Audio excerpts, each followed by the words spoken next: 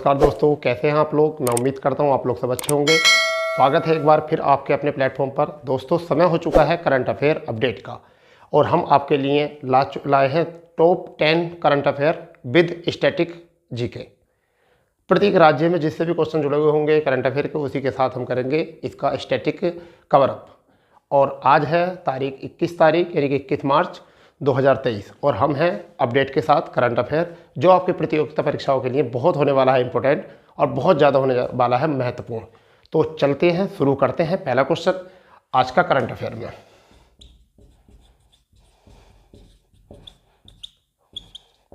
हमारी daily class जो है करंट अफेयर में होती है, जो मॉर्निंग में हम करंट अफेयर करते हैं और दोपहर में जो हमारी होती हैं वो जीके की होती है, जीएस की, आधुनिक इतिहास चल रहा है। शाम को जो है आपकी टू द पॉइंट प्रोग्राम होता है। रात में 8 बजे हमारा जो है मैथ का सेशन चलता है और यही क्लास हमारी लगातार चल रही हैं। तो चलिए शुरू करते हैं हमारा करंट अफेयर। जो हमारा आज का पहला क्वेश्चन है उसके तरफ चलते हैं। पहला क्वेश्चन है, बहुत इंपॉर्टेंट क्वेश्चन है, मोस्ट कर लेना। वर्ल्ड ओरल डे यानी कि वर्ल्ड ओरल हेल्थ डे। ठीक, बहुत बढ़िया क्वेश्चन है। यानी कि वर्ल्ड ओरल हेल्थ डे, ठीक है, कब मनाया जाता है? प्रत्येक वर्ष 20 मार्च को मनाया जाता है। ठीक है जी, 20 मार्च को मनाया जाता है। क्या है ये? विश्व मौखिक स्वास्थ्य दिवस। इसे हम क्या कह सकते हैं? विश्व मौखिक स्वास्थ्य दिवस। ठीक है जी, ये विश्व स्वास्थ्य दिवस है यानी कि मौखिक स्वास्थ्य दिवस है। ठीक है, अगर हम बात करें लगभग, तो यहाँ पर क्या है, लगभग यहाँ की बात करते हैं हम, तो 75% जनसंख्या जो है, 75% जनसंख्या लगभग, अगर हम बात करते हैं लगभग विश्व की 75% आबादी जो है दांतों में, आबादी जो है वो स्थायी दांतों में, कहाँ पर? स्थायी दांतों में किसके शिकार हो चुकी है? स्थायी दांतों में कैरीज की समस्या। कैरीज आप जानते हो, कैरीज रोग से ग्रस्त है। ठीक है भाई, किससे ग्रस्त है? देखिए, समझिए अब इसको। वर्ल्ड ओरल हेल्थ डे 20 मार्च को मनाया जाता है। ठीक है, विश्व मौखिक स्वास्थ्य दिवस इसे कहते हैं। ठीक है, लगभग विश्व की 75% आबादी स्थायी दांतों में कैरीज रोग से ग्रस्त है। कैरीज रोग को हम क्या नाम से जानते हैं? इसे जानते हैं दंत क्षरण के नाम से। किस नाम से जानते हैं? दंत क्षरण के नाम से। इसी नाम क्या कहते हैं? दंत क्षरण। ठीक है, यानी कि दांतों का झड़ना, दांतों का टूटना, दांतों में छेद होना। ठीक है, इसी क्या कहते हैं? दंत क्षरण कहते हैं।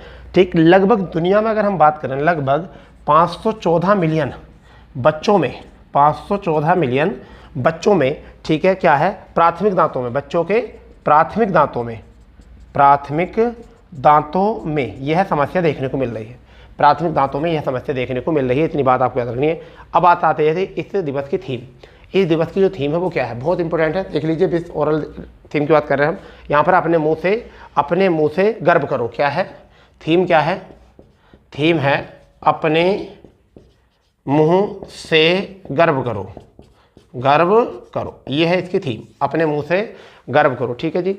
अब यहाँ पर बात आती है कि किससे रिलेटेड है, तो वर्ल्ड डेंटल फेडरेशन। किससे? वर्ल्ड डेंटल फेडरेशन से इसके संबंधित है। किससे? वर्ल्ड डेंटल फेडरेशन से। अगर हम बात करें इसकी स्थापना कब हुई थी, तो 15 अगस्त 1900 को हुई थी। 15 अगस्त 1900 को इसकी स्थापना हुई थी। ठीक है जी। और लगभग 130 देश इसके सदस्य हैं। कितने में से? 200 देशों में से इसके 130 देश सदस्य हैं। ठीक है, अगर हम बात करते हैं अध्यक्ष की, तो एहसाने बेन। क्या है? एहसाने बेन इसके क्या है? बेल क्या है? अध्यक्ष। ठीक है जी। इतनी बात है हमारे इस क्वेश्चन से, इस अपडेट से। एक बार समझ लेते हैं क्या है ये। तो वर्ल्ड ओरल हेल्थ डे जो है वो 20 मार्च को मनाया जाता है। विश्व मौखिक स्वास्थ्य दिवस कहा जाता है। लगभग विश्व की 75% आबादी स्थायी दांतों में कैरीज रोग से ग्रस्त है, जिसे दंत क्षरण, दंत का झड़ना, दांतों का टूटना, दांतों में छेद होना, बारीक होना, इनको ही कहा जाता है। और 514 मिलियन बच्चों को प्राथमिक दांतों में यही शिकायत है। थीम है अपने मुंह से गर्व करो। वर्ल्ड डेंटल फेडरेशन के अंतर्गत आता है। 15 अगस्त 1900 को इसकी स्थापना हुई थी। 130 देश इसके 200 में सदस्य हैं और एहसाने वेल इसके क्या हैं? अध्यक्ष। ये था हमारा पहला क्वेश्चन।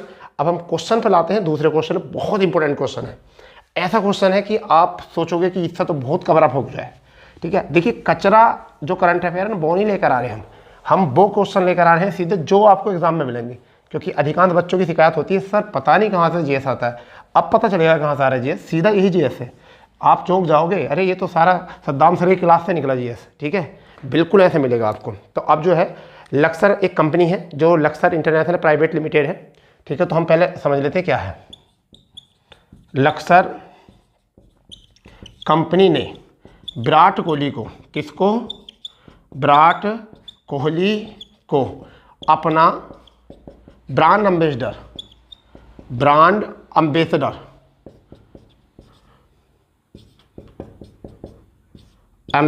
नियुक्त किया है। क्या बना है, ब्रांड एम्बेसडर बनाया किसको, विराट कोहली को। तो लक्सर क्या है, पहले सबसे पहले बात करते हैं लक्सर इंटरनेशनल प्राइवेट लिमिटेड है।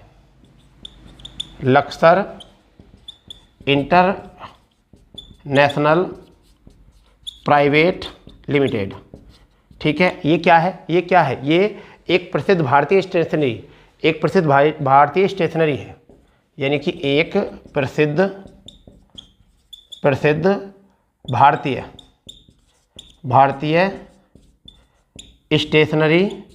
स्टेशनरी निर्माता कंपनी है। इतनी बात याद है, एक प्रसिद्ध स्टेशनरी निर्माता कंपनी है जिसकी स्थापना 1963 में की गई थी। कब की गई थी स्थापना, 1963 में इसकी स्थापना की गई थी। ठीक है जी, अब यहाँ से बात आती है कि इसका हेडक्वार्टर कहाँ पर है। इसकी बात कहाँ से आती है, इसका हेडक्वार्टर कहाँ पर है, इसका हेडक्वार्टर है नोएडा। क्या है, नोएडा। नोएडा को हम क्या लिख सकते हैं, नोएडा, ये लिख सकते हैं नोएडा को। ठीक है जी, ये हो गया नोएडा। अब थोड़ा सा समझ लो पहले इसी के बारे में। क्या है, लक्सर कंपनी ने विराट कोहली को अपना ब्रांड एम्बेसडर बनाया। लक्सर इंटरनेशनल प्राइवेट लिमिटेड है, एक प्रसिद्ध भारतीय स्टेशनरी निर्माता कंपनी है। ये 1963 में इसकी स्थापना हुई थी। हेडक्वार्टर है नोएडा। ठीक है, नोएडा की फुल फॉर्म अगर हम बताएं तो new Okhla industrial development authority. ठीक है, यह है इसकी प्रसिद्ध मतलब व्याख्या कर सकते हैं इसकी। मगर यहाँ इतना मोस्ट ये नहीं है, मोस्ट है सबसे ज़्यादा ये कि इसका जो है प्रबंध निदेशक कौन है, ऐसे क्वेश्चन आ जाते हैं। क्योंकि हमारा सबका जो है ध्यान जो जाने वाला है वो जाएगा विराट कोहली की तरफ। मगर वो क्वेश्चन पूछेगा हाल ही में जो है लक्सर कंपनी ने विराट कोहली को अपना ब्रांड एम्बेसडर बनाया, उसके प्रबंध निदेशक कौन है। बच्चे कहेंगे यार ये तो क्या पूछ लिया, तो इसके प्रबंध निदेशक पूजा जैन गुप्ता। कौन है, पूजा जैन गुप्ता। कौन है, पूजा जैन गुप्ता। ठीक है, अगर हम बात करते हैं नोएडा से, तो नोएडा का स्थापना दिवस मनाया जाता है। नोएडा का स्थापना दिवस 17 अप्रैल। कब मनाया जाता है, 17 अप्रैल को नोएडा दिवस मनाया जाता है, नोएडा दिवस। ठीक है भाई, 17 अप्रैल को क्या मनाया जाता है, नोएडा दिवस मनाया जाता है। थोड़ी सी बात कर लेते हैं नोएडा में हाल ही में घटना हुई है। नोएडा में अभी एक हाल ही में घटना हुई है जिसका नाम सुना होगा आपने कि ट्विन्स टावर। नोएडा में अभी एक घटना हुई है ट्विन्स टावर। कब हुई थी घटना, 28 अगस्त 2022 को ट्विन्स टावर जो है गिरा दिया गया है। ठीक है, क्यों गिरा दिया गया, क्योंकि उसे सुप्रीम कोर्ट ने यानी कि मतलब ऐसा मान चलिए इलीगल साबित कर दिया गया है। क्या साबित कर रहा है, इलीगल, क्योंकि ये 31 अगस्त 2021 को सुप्रीम कोर्ट ने फैसला दिया था। समझिए नहीं, 31 अगस्त 2021 को सुप्रीम कोर्ट ने फैसला दिया था कि ये क्या है, इलीगल बना हुआ है, क्योंकि ये सुपरटेक ट्विन्स टावर जो है अवैध घोषित कर दिया गया था इसके अनुसार। क्योंकि इसमें 40 मंजिला मकान था और 850 जो है इसमें फ्लैट थे। ठीक है, 850 इसमें फ्लैट थे और यहाँ पर इसके मालिक जो थे वो R.K. अरोड़ा थे। कौन थे इसके मालिक, R.K. अरोड़ा। ठीक है, इसके लिए 3700 किलोग्राम विस्फोटक की ज़रूरत पड़ी थी, 3700 किलोग्राम विस्फोटक की ज़रूरत पड़ी थी। और लगभग अगर हम बात करें तो 9800 छेद किए गए थे। कितने छेद किए गए थे उस विस्फोटक पदार्थ को रखने के, 9800 छेद किए गए थे उसमें। ठीक है, अगर हम बात करते हैं और आगे, और अगर हम बात करते हैं तो ये कहाँ पर है, नोएडा सेक्टर 93 के ए में है, 93 ए में ये है। ठीक है, कब गिराया गया था, 28 अगस्त। कब गिराया था, 28 अगस्त को 2:30 पर इसको गिरा दिया गया था ट्विन्स टावर को। तो ये तो बात आ गई अभी हाल ही में। एक और बात करते हैं नोएडा से, बात करते हैं ओखला पक्षी अभ्यारण्य कहाँ पर है, तो नोएडा में है। ओखला पक्षी अभ्यारण्य कहाँ पर, नोएडा में है। और देश का पहला नाइट सफारी, किसका, देश का पहला नाइट सफारी पार्क कहाँ पर है? ये भी नोएडा में है भैया, नोएडा में है। किसकी तर्ज पर है? सिंगापुर की तर्ज पर है बना हुआ। तो ये क्वेश्चन आपका बन गया यहाँ से, बहुत इंपॉर्टेंट। अब आप बताइए कि नोएडा से जुड़ी हुई कितनी बातें आपने सीखनी है, नोएडा से जुड़ी हुई आपने कितनी बातें सीखनी है। ठीक है भाई, हो गया इतना। दूसरा क्वेश्चन भी आपका कंप्लीट हो गया। ठीक है भाई, चलिए तीसरे क्वेश्चन की तरफ चलते हैं, जिसे हम डिस्कस करने वाले हैं किसके साथ? करंट अफेयर प्लस स्टैटिक के साथ।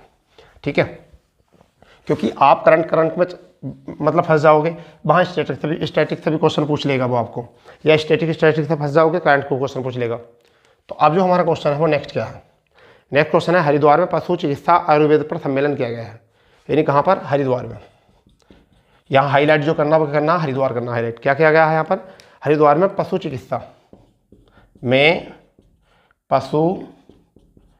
चिकित्सा और क्या किया गया है? और आयुर्वेद पर अंतर्राष्ट्रीय सम्मेलन किया गया। अंतर्राष्ट्रीय सम्मेलन किया गया। क्या किया गया है? अंतर्राष्ट्रीय सम्मेलन। ठीक है, इस सम्मेलन की अध्यक्षता किसने की है? इस सम्मेलन की अध्यक्षता किसने की थी? यहाँ के राज्य मंत्री संजीव बालियान, केंद्रीय राज्य मंत्री कौन है? संजीव बालियान जी यहाँ के क्या हैं?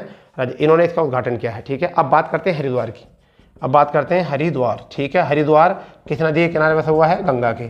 ठीक है, हरिद्वार के मैदानों में इसका नाम गंगा पड़ता है। ठीक है, देवप्रयाग में भागीरथी और अलकनंदा मिलकर किसका नाम बनाती हैं? गंगा का नाम बनाती हैं यहाँ पर। ठीक है, अगर बात करें तो यहाँ पर हर की पौड़ी है। क्या है? हर की पौड़ी है। ठीक है, अगर हम बात करें यहाँ पर तो अगर हम बात करें हर की पौड़ी होगी। यहाँ पर दूसरी बात है, अगर यहाँ कुंभ मेला लगता है, कहाँ क्या लगता है? कुंभ मेला लगता है 12 वर्ष के अंतराल में, 12 वर्षों के अंतराल में। तो अगर हम बात करें कुंभ मेला कहाँ लगता है, तो एक तो लग गया हरिद्वार में। कहाँ लगता है? एक तो लग गया हरिद्वार। ठीक है भाई, दूसरी जगह जो लगता है वो कहाँ पर लगता है? उज्जैन। कहाँ लगता है? उज्जैन। तीसरा जो लगता है वो कहाँ लगता है? नासिक। ठीक है, चौथा जो लगता है वो कहाँ लगता है? प्रयागराज। ठीक है, 4 साल बाद में लगता है, तो इसका मतलब 3 जगह पर लौट का आता तो 12 साल में आता है। हरिद्वार में किस पर लगता है? गंगा पर। ठीक है, प्रयागराज में जो लगता है संगम पर, गंगा और यमुना के। नासिक पर जो लगता है नासिक में लग जाए गोदावरी में। उज्जैन पर जो लगता है वो किस पर लगता है? क्षिप्रा पर। ठीक है, तो इतना भी कवर अप कर लेना आप यहाँ से। ठीक है, इतना भी जो है कवर अप कर लेना यहाँ पर। ठीक है भाई, तो यहाँ का नंदा देवी सबसे ऊंचा पर्वत है। यहाँ पर कौन सा है? नंदा देवी जो है सबसे ऊंचा पर्वत है, सबसे ऊंचा पर्वत है यहाँ का सबसे ऊंचा पर्वत जो है नंदा देवी है हरिद्वार का। ठीक है, इतना थोड़ा सा याद रख लेना है हरिद्वार से रिलेटेड। ठीक है, इससे ज़्यादा और बात अगर याद रखनी है तो फिर तो हरिद्वार का इतिहास पढ़ना पड़ेगा। क्यों? हरिद्वार जो है तराई क्षेत्र में है। कौन से में है? तराई क्षेत्र में। जबकि गंगा हरिद्वार में तराई क्षेत्र में जो आती है मैदानी भाग में, वो कहाँ से आती है? भांबर क्षेत्र से आती है। कहाँ से आती है? भांबर क्षेत्र से आती है। ठीक है भाई, भांबर क्षेत्र से आती है। इतनी बात आपको याद रख लेनी है। परंतु आपको करंट में क्या रखना? हरिद्वार में पशु चिकित्सा और आयुर्वेद पर अंतर्राष्ट्रीय सम्मेलन किया गया है। उसका उद्घाटन किसने किया था? उसका उद्घाटन किया था राज्य मंत्री संजीव बालियान ने। हरिद्वार गंगा नदी के किनारे बसा हुआ। हरिद्वार के मैदानों में गंगा कहा जाता है। हर की पौड़ी है, यहाँ पर कुंभ मेला लगता है 12 वर्षों में, और इसके अतिरिक्त कहाँ पर कुंभ मेला लगता है। इतनी बात आ गई है। अब जो क्वेश्चन आने वाला है वो राजस्थान सरकार से आने वाला है, बहुत इंपॉर्टेंट है राजस्थान वालों के लिए भी और सभी राज्य वालों के लिए भी। ठीक है, क्या है वो क्वेश्चन? देखिए, इतना बढ़िया क्वेश्चन है कि उसके लिए जो है ना मुझे इस बोर्ड के ना 2 पार्ट करने पड़ेंगे। इसको क्या करने पड़ेंगे? 2 पार्ट करने पड़ेंगे इसको, क्योंकि आपको पता होना चाहिए कौन कौन से पार्ट में क्या क्या डिवाइड करना। और बिल्कुल इंक ऐसी होनी चाहिए फुल की धोखा ना दे जाए। ठीक है, मार्क में, क्योंकि ये हरिद्वार है, सॉरी राजस्थान है। राजस्थान से बहुत बढ़िया क्वेश्चन आने वाले हैं। ठीक है, थोड़ा मैं आपको बता दूं जिससे संयम हो जाए। राजस्थान में 19 नए जिले बनाए गए हैं। और कौन है वहाँ के सीएम? अशोक गहलोत। कौन है वहाँ के सीएम? अशोक गहलोत है। उन्होंने 19 जिले बनाए हैं, जबकि इसका मतलब पहले कितने जिले थे? 31 थे। 31 पहले जिले थे, 19 ही हो गए, टोटल कितने हो गए? 50। ठीक है, पहले कितने संभाग थे? 7 थे। अब 3 नए संभाग बना दिए गए हैं। अब कितने हो चुके हैं? 10। इसका मतलब ये बहुत बढ़िया बात होगी। एक तो सीकर, पाली और बांसवाड़ा, ये बना दिए गए हैं 3 संभाग। तो इसी को लिख देते हैं थोड़ा सा पहले। यानी क्या है? यहाँ से राजस्थान में 19 नए जिले वह 3 नए संभाग बनाए गए। ठीक है, तो जिले पहले कितने थे 31, अब कितने आ गए 19, तो कितने हो चुके हैं 50 जिले हो चुके हैं वर्तमान में। कितने हो चुके हैं वर्तमान में 50। ठीक है, अगर हम बात करें तो जिले क्या है, ये जिले। अगर हम बात करें संभाग की, संभाग तो पहले कितने थे, पहला संभाग थे 7, अब 3 हो चुके हैं। वर्तमान में कितने हो चुके हैं 10 संभाग हो चुके हैं। तो 19 जिले तो याद रखने बड़े भारी हैं। ठीक है, 19 जिले तो भारी हैं रखने। अब जो है हमें संभाग याद रखने हैं। संभाग तो सबसे पहला संभाग जो है वो क्या है सीकर। ठीक है, दूसरा जो है वो है पाली, और तीसरा जो है आपका कौन सा है बांसवाड़ा। क्या है बांसवाड़ा। तो ये 3 बनाए हैं किसने अशोक गहलोत ने क्या करी है इसकी घोषणा। इतनी बात ये याद रख लेना आप। ठीक है जी, अगर हम बात करें यहाँ पर क्षेत्रफल की दृष्टि से प्रथम स्थान है। कितना स्थान है, प्रथम स्थान है राजस्थान का क्षेत्रफल की दृष्टि से। यहाँ पर विधानसभा सीटों की अगर बात करें, विधानसभा सीटों की बात करें तो कितनी सीटें हैं 200।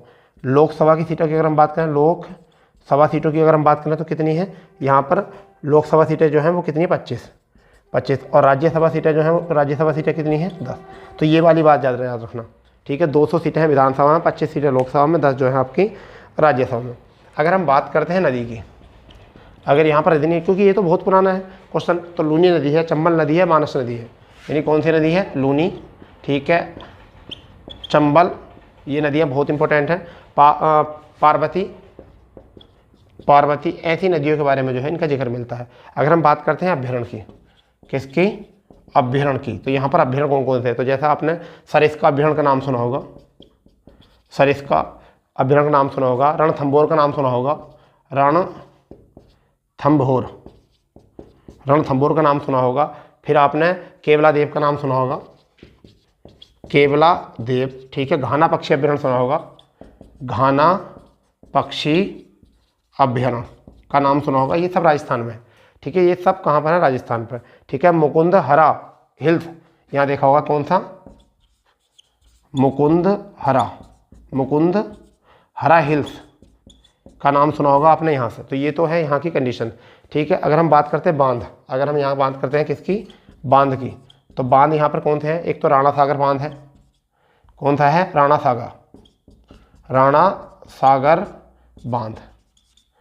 सागर बांध याद रख लेना। ठीक है, दूसरा जो है आपका वो कौन सा है, राणा सागर के बाद में आपने एक नाम सुना होगा बजाज सागर। ठीक है, बजाज सागर का नाम सुना होगा, किसका बजाज सागर। ठीक, ये तो हो गए यहाँ से। अब अगर हम बात करते हैं नृत्य की, नृत्य बहुत मोस्ट है यहाँ पर। एक नृत्य है घूमर। ठीक है भाई, क्या नृत्य है घूमर ना याद रखना बहुत ज़रूरी है। ठीक है, और एक चक्री, क्या है चक्री, एक गणगौर, क्या है चक्री, दूसरा क्या है गणगौर। ठीक है, तो आपका घूमर हो गया, चक्री हो गया, गणगौर हो गया। तो ये हो गया आपके यहाँ से नृत्य, ये हो गया आपके नृत्य। अगर हम बात करें झील की, तो जयसमंद झील, आना सागर झील। ठीक है, अगर झीलों की बात करें तो कौन सी है, जयसमंद झील हो गई, आना सागर झील हो गई। ठीक है, जयसमंद झील हो गई, आना सागर झील हो गई, पुष्कर झील हो गई। कौन सी हो गई, पुष्कर झील हो गई। फिर आपने एक नाम सुना होगा पुष्कर झील के बाद में आपने सांभर झील, क्या नाम सुना होगा सांभर झील। तो ये प्रसिद्ध झील है यहाँ की। ठीक है, और एक उदय सागर झील भी है यहाँ पर, क्या है उदय सागर झील। तो ये तो हो चुका है राजस्थान। आप बताइए पूरा राजस्थान तो आपने कवर कर लिया यहाँ से। तो ये फ़ायदा है स्टैटिक और करंट अफेयर एक साथ पढ़ने का, ये है फ़ायदा। यानी कि राजस्थान के 19 नए जिलों को 3 नए संभागों के साथ बनाया गया। 19 जिलों में पहले कितने थे 31, 19 अब हो गए, टोटल हो गए 50। संभाग पहले 7 थे, 3 ही हो गए, 10 हो गए टोटल। संभाग कौन कौन से बने, सीकर, पाली और बांसवाड़ा। ठीक है, क्षेत्र प्रथम जो है किसका है, अगर हम बात करें क्षेत्रफल की दृष्टि में प्रथम क्षेत्र है और स्थान है। विधानसभा सीटें 200 हैं, लोकसभा सीटें 25 हैं, राज्यसभा कितनी है 10। नदी की बात करें मोस्ट की बात, तो लूनी, चंबल, पार्वती। अभ्यारण्य की अगर बात करें सरिस्का, रणथंभौर, केवलादेव, घाना पक्षी अभ्यारण्य, मुकुंदहरा हिल्स यहाँ पर है। राणा सागर बांध और बजाज सागर बांध मोस्ट है। नृत्य घूमर, चक्री, गणगौर है। झीलों में जयसमंद झील, आना सागर झील, पुष्कर झील, सांभर झील। ठीक है, उदय सागर झील, राजसमंद झील, ये सब इसमें जो है झीलें पीला है यहाँ से। ठीक है भाई, तो यहाँ तक आप देखिए कितने क्वेश्चन हो चुके हैं कवर आपके। ठीक है ना, अगर ऐसा तैयारी करोगे तो मज़ा ना आ जाएगा, बताओ। ऐसे तैयारी करोगे मज़ा आ जाएगा बिल्कुल। सारा लिख लो बिल्कुल A to Z, ठीक है। नहीं भी लिखोगे तो सुन भी लिया ना आपने एक बार, तो ये सारा जो है ना आपका रिवाइज हो जाएगा, सारा आपका रिवाइज हो जाएगा अगर आपने लिख भी लिया या सुन भी लिया तो, ठीक है। एक बार सुबह में सुन लो, एक बार शाम को सुन लो, बस लो, कभी लिखने की ज़रूरत भी नहीं पड़ेगी, कभी लिखने की ज़रूरत भी नहीं पड़ेगी। एक तो बार सुबह को सुन लो इसको बिल्कुल अर्ली मॉर्निंग, और एक जो है आप शाम को सुन लीजिए। तो ऑस्ट्रेलिया के पूर्व कप्तान कौन है? Tim Paine. ये छोटा सा क्वेश्चन है, ये क्वेश्चन कई बार आ जाता है ऐसे ही।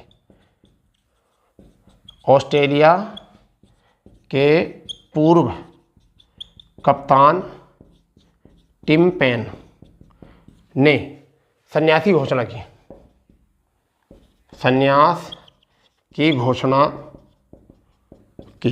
इतना कोई खास नहीं है, इतना कोई खास नहीं है, दिमाग में मत रखो, ठीक है। अब मोस्ट जो होने वाला वो क्या होने वाला नेक्स्ट, पाक जलडमरू मध्य के, पाक जलडमरू मध्य में क्या, कहाँ पर, पाक जल डमरू मध्य में सबसे तेज तैरकर विश्व रिकॉर्ड भारत के तैराक, भारत के तैराक, नाम सुना होगा बिल्कुल, संपन्न रमेश। किसने? संपन्न नरेश ने बनाया। किसने बनाया? संपन्न नरेश ने ये रिकॉर्ड बनाया, ठीक। कहाँ से कहाँ तक है? तलाईमर 4, तलाईमर से, यानी कहाँ है? तलाईमर, तलाईमर से लेकर धनुषकोटी, धनुषकोटी, धनुषकोटी कहाँ पर है? ये तमिलनाडु में है, तमिलनाडु में। और ये कहाँ पर है? श्रीलंका में, श्रीलंका में। तो इन दोनों के बीच में जो है, इन दोनों के बीच में तैरकर उन्होंने पार करा है, ठीक है। और ये 5 घंटे 30 मिनट का खेल है। कितने का? 5 घंटे 30 मिनट का खेल है। और जिसमें कितनी यात्रा तय करी है इन्होंने? 85 किलोमीटर। कितनी यात्रा करी है? 85 किलोमीटर यात्रा तय की है, 85 किलोमीटर यात्रा तय की है, तैर के। वो भी सोच लो अब क्या करी है? तैर कर, ठीक है, तैर कर यात्रा तय करी है। बताओ अब क्या करने वाले हो तुम इसमें, ठीक है भाई। अब यहाँ पर काम आता है कि पाक जलडमरू मध्य। मैं आपको एक ऐसी बात बताने वाला हूँ जो कि आपने आज तक नहीं सुनी होगी, ठीक है। बता दूँ फिर? बताओ, चलो बता देता हूँ। यानी कि पाक जलडमरू मध्य का जो नामकरण किया गया वो किसके, कैसे किया गया? तो मद्रास, कहाँ पर? मद्रास के गवर्नर थे। कहाँ के? मद्रास के गवर्नर थे रॉबर्ट पाल्स। क्या था नाम उनका? रॉबर्ट पाल्स, ठीक है। इनके नाम पर ही इसका नामकरण जो है किया गया था, रॉबर्ट पाल्स के नाम पर ही इसका नामकरण किया गया था, ठीक है ना। आ रही बात समझ में इतनी? बताओ, अगर इतनी बात आपने कर ली थी यार तो करंट अफेयर भी हो गया, कुछ बातें भी याद हो गई, ठीक है। तलाईमर अगर नहीं आवा कहीं समझ में, तलाईमर 4 एक जगह होती है। तलाई मन्नार, यहाँ इसका जो दूसरा नाम है वो क्या है? तलाई मन्नार, तलाई मन्नार, क्योंकि हिंदी मैप जो होंगे उसमें यही मिलेंगे, तलाई मन्नार, ठीक है। कहाँ पर है ये? श्रीलंका में। धनुषकोटी जो है वो कहाँ पर है? तमिलनाडु में, ठीक है। बताओ, ठीक है ना। पाक जलडमरू मध्य, ठीक। अगर यहाँ पर छोटा सा मैप बना दें, ठीक है, ये श्रीलंका हो गया, ठीक है। तो ये पाक जलडमरू मध्य है। ये क्या है? पाक जलडमरू मध्य। ये क्या है? मन्नार की खाड़ी, ठीक है। ये क्या है? आदम ब्रिज, कुछ ऐसा है बना हुआ, ठीक है। ये है कोई कंडीशन। चलिए नेक्स्ट क्वेश्चन इंपॉर्टेंट, BBIP कर लीजिए, BBIP यानी कि वेरी वेरी इंपॉर्टेंट कर लीजिए नेक्स्ट क्वेश्चन को, ठीक है। वैसे तो सभी नेक्स्ट हैं और सभी मोस्ट हैं, सभी, क्योंकि ज़्यादा मैंने इतना ड्रामा लिया नहीं है इसमें, बहुत कम क्वेश्चन लेता हूँ मैं और उसका ही पूरी तरीके से एनालिसिस करता हूँ, जिससे कि आपको परीक्षाओं में सीधे तरीके से क्वेश्चन मिल जाए। तो ठीक है, सिक्किम ने भारत की, क्या सिक्किम ने भारत की G20 क्या करा है? G20, ये तो अभी चल ही रहा है ना। G20 की अध्यक्षता में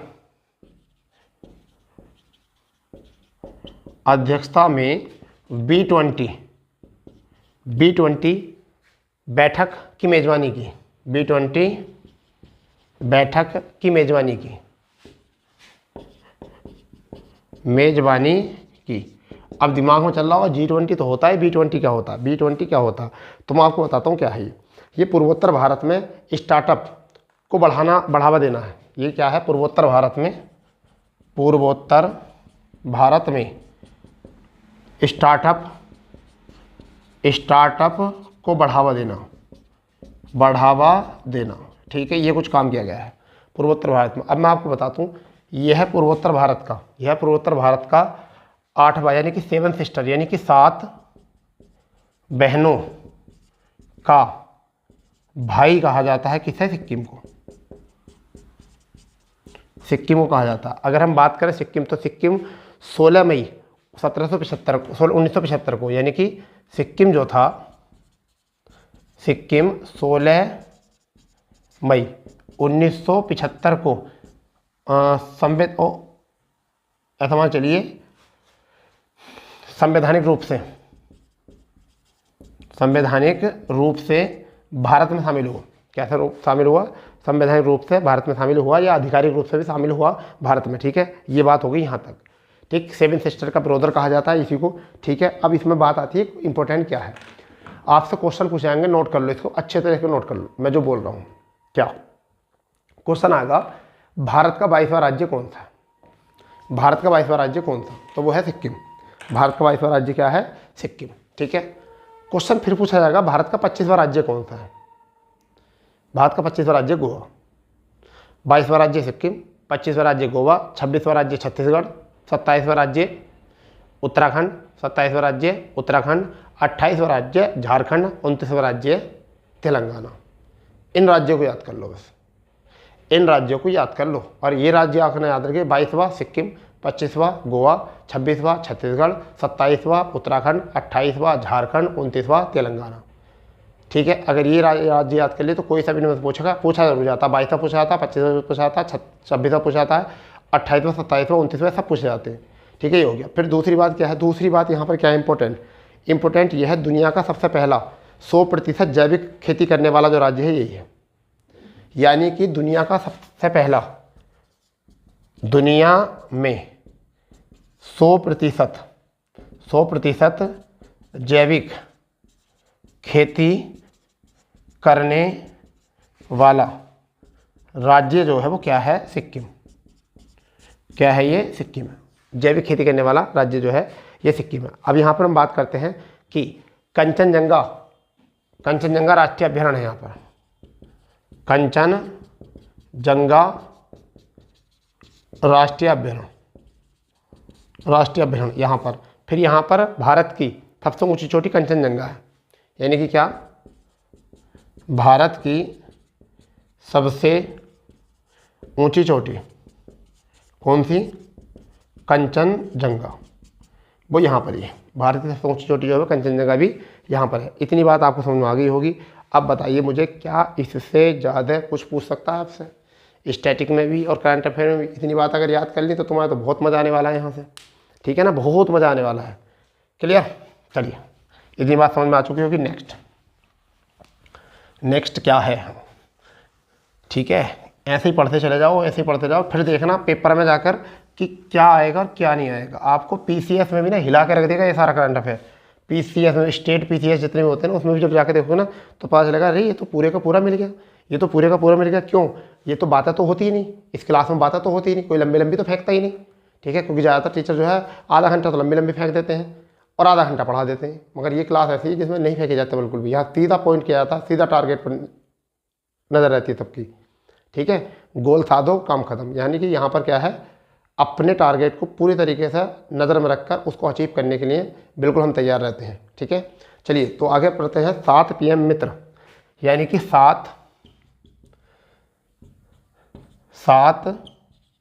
PM मित्र पार्क, ये बात याद रखना। 7 मित्र PM पार्क स्थलों की घोषणा, अब ये घोषणा किसने की है? ये तो पता ही होगा, PM लग रहा तो, यानी कि प्रधानमंत्री नरेंद्र मोदी महोदय। लगा देना महोदय, वरना देख लेना कोई ना कोई फांस देंगे कहीं ना कहीं। ठीक है, अब प्रधानमंत्री ये क्या है? ये क्या है? 7 PM पार्क क्या है ये? ठीक है, ये है प्रधानमंत्री मेगा एकीकृत वस्त्र। ठीक है, क्या है? प्रधानमंत्री मेगा एकीकृत प्रधानमंत्री मेगा एकीकृत वस्त्र और परिधान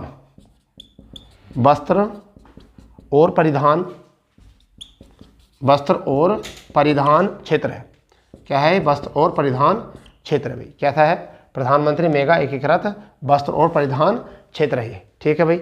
अभी कहाँ पर किया गया, 7 जगह। तो आपको याद रखना, एक तो याद रखना है तमिलनाडु, तमिलनाडु याद रख लोगे। फिर क्या रखना है, कर्नाटक, कर्नाटक। ठीक है। दूसरा कौन सा रखोगे, कर्नाटक। चलो ऐसे लिख देता हूँ, दूसरा क्या है, कर्नाटक। तीसरा जो है वो क्या है, तेलंगाना, तेलंगाना। ठीक है। चौथे की अगर हम बात करें तो मध्य प्रदेश, मतलब 5वें की अगर हम बात करें तो यूपी, 5वें की अगर हम बात करें यूपी। छठे की अगर हम बात करें तो क्या है, गुजरात, क्या है, गुजरात। ठीक है, गुजरात हो गया। 7वें की अगर हम बात करें, 7वें की, तो अगर हम बात करें तो महाराष्ट्र हो गया है, यानी कि तमिलनाडु हो चुका है, कर्नाटक हो चुका है, तेलंगाना हो चुका है। ठीक है।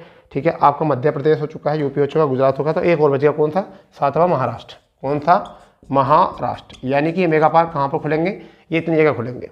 क्या खुलेंगे, यहाँ पर इतनी जगह मेगा पार्क खुलेंगे। ठीक है। क्वेश्चन आएगा कहाँ पर मेगा पार्क की खोलने की घोषणा नहीं की गई। ठीक है। तो 7 मेगा पार्क है। क्या है, मेगा पार्क एकीकृत वस्त्र और परिधान के लिए है। तो देखिए, तमिलनाडु, कर्नाटक, तेलंगाना, मध्य प्रदेश है, यूपी और गुजरात, और आपको महाराष्ट्र, यहाँ पर ये खोले जाएंगे। इतनी बात याद रख लेना है। ठीक है। अब आने वाली है बहुत इंपॉर्टेंट बात। फिर क्या है वो बात, समझिए। थोड़ा सा बाद में रफ करेंगे इसको। अब ये देखिए, मन्नार की खाड़ी आप सभी जानते होंगे। क्या है, मन्नार की खाड़ी। चलो तो पहले तो मन्नार की खाड़ी बता देता हूँ, करंट अफेयर बाद में। मन्नार की खाड़ी से जुड़ा हुआ है, तो पहले मन्नार की खाड़ी देख लो कहाँ पर है। ठीक है, ज़रूरत भी है हमें इसको। ठीक है। ज्योग्राफी का किंग तुम्हारे सामने है, ज्योग्राफी का किंग जो है तुम्हारे सामने है। ठीक है जी। तो यहाँ पर क्या होता है, अगर मैं इसको और ज़्यादा विकट तरीके से बनाऊँ ना, ये इस तरीके से ये होता है। ये तो होता है हमारा कच्छ का रण। क्या होता है, कच्छ का रण। ये होती है हमारी खंबात की खाड़ी, खंबात की खाड़ी। ये होती है कच्छ की खाड़ी, कच्छ की खाड़ी। तो कच्छ की खाड़ी, कच्छ का रण, मन्नार की खाड़ी। यहाँ पर ये आदम ब्रिज, क्या है, आदम ब्रिज। ठीक है, आदम ब्रिज। और ये आपका क्या है, श्रीलंका। ये क्या है आपका, श्रीलंका। ठीक है। ये आपका क्या है, ये क्या है, ये है पाक जल संधि।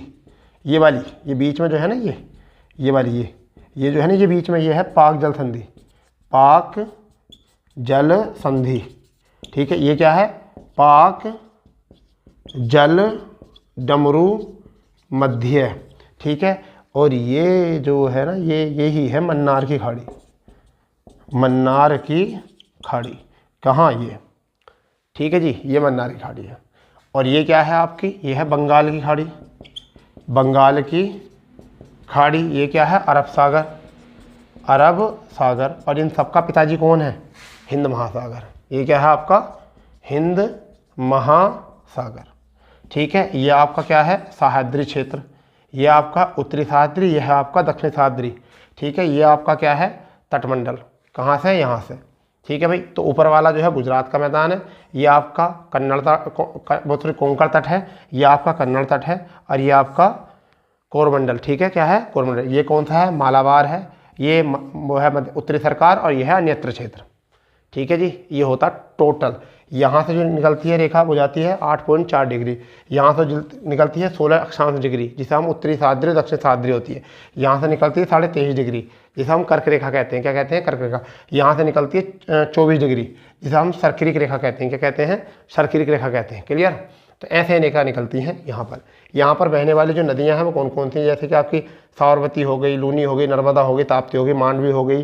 ठीक है। आपकी पेरियार हो गई। ठीक है, इस तरीके से। ठीक है, ये नदियाँ हो गई। इधर कौन सी हो गई, कृष्ण, आपकी महानदी हो गई, यहाँ कृष्णा हो गई, बैतरणी हो गई। ठीक है। और आपकी गोदावरी हो गई यहाँ पर। ठीक है, कौन सी हो गई, गोदावरी हो गई और बैतरणी हो गई। ये वाली नदियाँ इधर आ चुकी हैं। तो पश्चिमी घाट की हो गई, पूर्वी घाट की हो गई। चलिए, वो बात बहुत पुरानी है। मन्नार की खाड़ी से क्वेश्चन बना रहे हैं अब हम। क्या है, कहाँ से बना रहे हैं हम, मन्नार की खाड़ी से क्वेश्चन बना रहे हैं। ये तो हमने बता दिया, थोड़ा सा पुराना था बैकग्राउंड। ठीक है। अभी हम शुरू करने वाले हैं, मतलब इंडियन ज्योग्राफी शुरू करेंगे इसमें। ठीक है, क्योंकि आधुनिक इतिहास की प्ले लिस्ट बना दी गई है, तो आधुनिक इतिहास बिल्कुल अंतिम पड़ाव पर चल रहा है। ठीक है जी। तो हम बात करते हैं मन्नार की खाड़ी में क्या क्या है। तो मन्नार की खाड़ी में समुद्री राष्ट्रीय उत्थान का निर्माण, यानी किसका, समुद्री राष्ट्रीय उत्थान का निर्माण करने वाले। ठीक है, करने वाले 21 21 निर्जल द्वीपों में, 21 निर्जल द्वीप करते हैं निर्माण, याद रखना। द्वीपों में से एक द्वीप है कुर्मादाई, एक द्वीप क्या है, कुर्मादाई, ठीक है। इस पर क्या है, इस पर एक मृत प्रवाल भित्ति पाई गई है, इस पर एक मृत प्रवाल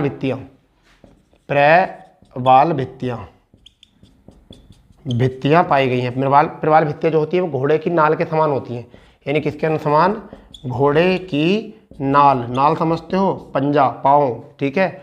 इस तरीके से जो होता बना हुआ ना, ये आगे गोल होता है, नीचे पीछे इस तरीके से होता है, ये इस तरीके से बना हुआ होता है, ये घोड़े की नाल के तरह होती है। ये किससे होती है, जो जलीय जीव होते हैं उनके कंकालों से बनी होती है, यानी कि क्या, जलीय जीवों के कंकालों से बना हुआ होता है ये, ठीक है भाई।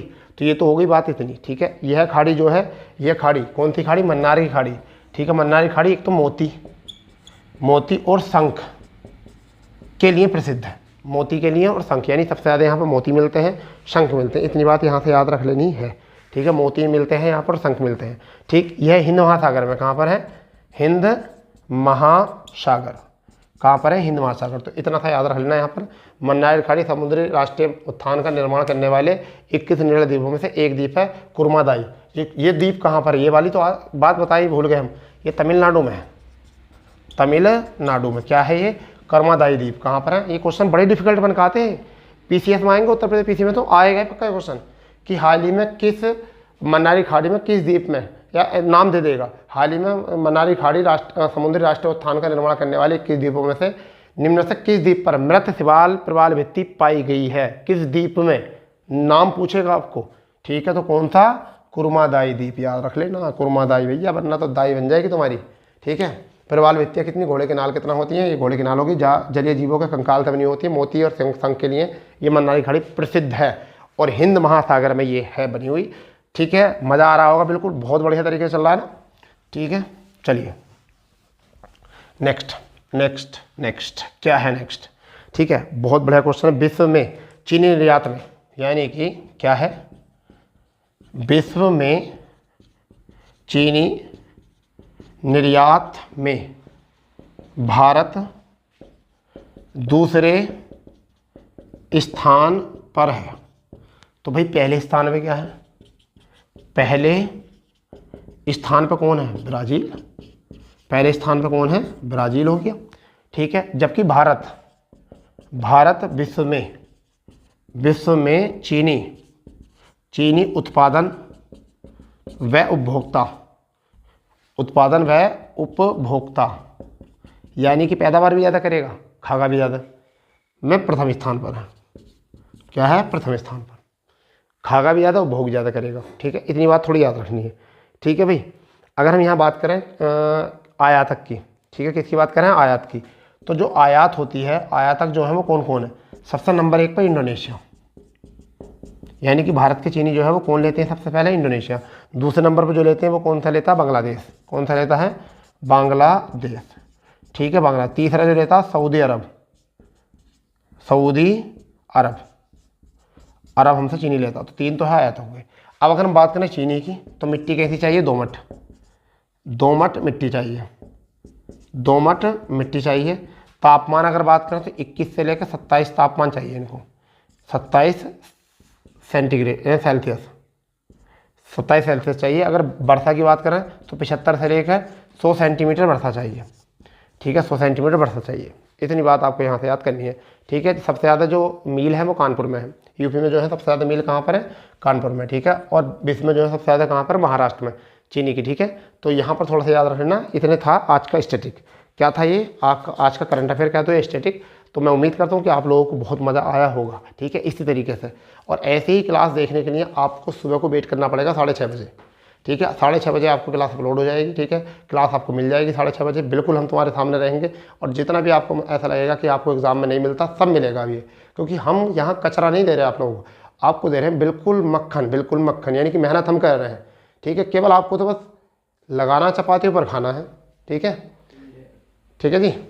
तो इसलिए आपको जो है केवल नोट्स बनाने हैं अच्छे तरीके से, बिल्कुल अच्छे तरीके से नोट बनाने हैं। ठीक है, चलो मिलते हैं कल नए सेशन के साथ। जय हिंद, जय भारत।